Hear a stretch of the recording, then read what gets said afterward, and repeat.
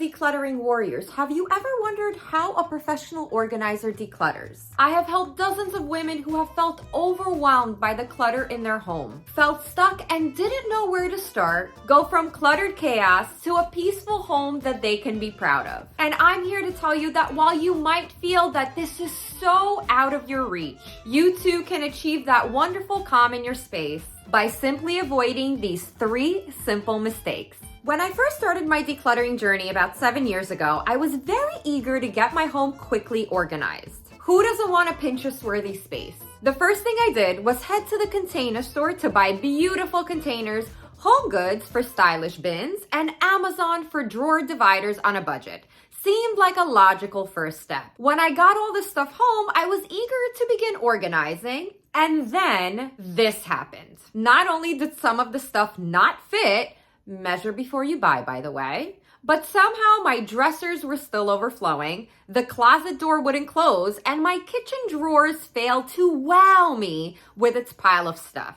My home now just resembled organized junk drawers. It was definitely not looking picture perfect. I felt like a failure. The problem was that I just had way too much stuff. Too many of us, especially if you're just starting out, try to organize our clutter. And that just does not work. It's like putting a Band-Aid on a problem. It might look nice for a day, but it will never be sustainable. The minute you go to pull out a pair of jeans, the entire drawer will resemble chaos. It's not that you suck at organizing. It's that you just have too much stuff. As a professional organizer, many of my clients tell me, Margo, it's not that I have too much stuff. I just need to organize it better. And I'm like, girl, I saw your closet and it's a hot mess. It's a crowded subway during morning rush hour. No amount of color coding and velvet hangers will save you. It's harsh, I know, but it's the reality. And I'm coming from a place of having been there myself. Organizing clutter is a waste of your time.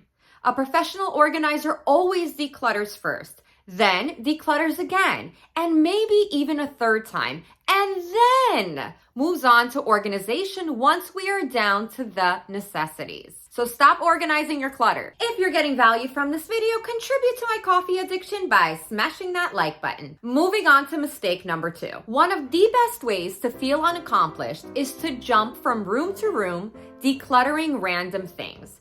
You do some work, but you never really see results. Sporadic decluttering does not work. We all want our entire home to be clutter-free. Doing a little here and a little over there is not going to get you the end goal. We need to treat decluttering just like cleaning. When you are vacuuming your living room rug, you are never like, I'm just gonna do this little corner over here and I'll do the rest later. No, you vacuum the whole rug. Complete a project from start to finish. You begin decluttering a drawer in the kitchen, finish it.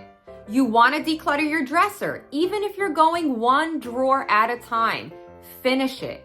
You started decluttering your pantry, don't move on to your bakeware until you have finished. I know it's easy to get distracted. I sympathize with some of you who have ADHD, but I can tell you that I work with many clients who get distracted easily, and together we come up with a simple game plan, and with accountability and support, we are able to stay on track.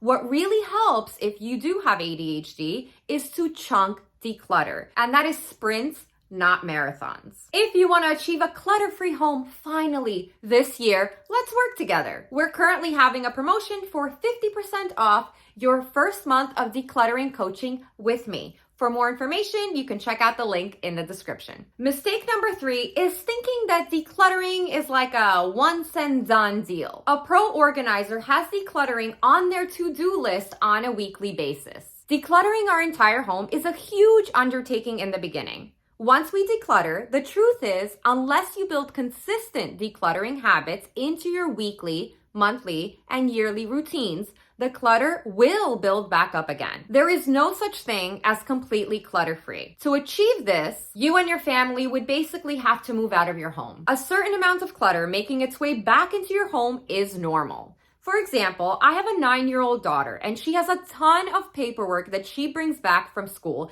and it drives me nuts. I have designated a bin for her to put her paperwork. Our rule is Once the bin gets full, we declutter.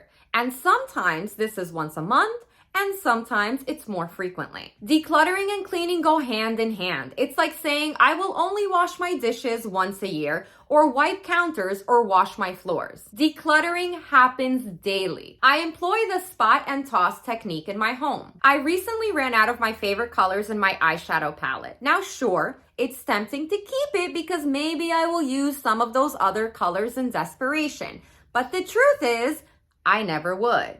So instead, I tossed it and went to the store to get a new one that I like. Maybe somebody gifted you some items for the holidays. The coworker that doesn't really know you for Secret Santa, your neighbor, heck, maybe even a friend. Don't hold on to the item. Declutter it right away if you know that you don't want or need it. Declutter your closet, for example, seasonally. When a season ends, evaluate what you wore and didn't wear. If you didn't want to wear some of the items, you won't want to wear it the next year. Bag them up and take it to donation. The point is that if you want to maintain a clutter-free home, decluttering has to be a part of your routine. Now, all of this doesn't actually matter unless you have a foundational formula for how to go about decluttering your home. And for that, you can check out this video next. If you enjoyed my video, don't forget to hit the like button and subscribe to my channel so you don't miss any of my weekly videos. As always, good luck on your decluttering journey, and remember to be good to yourself.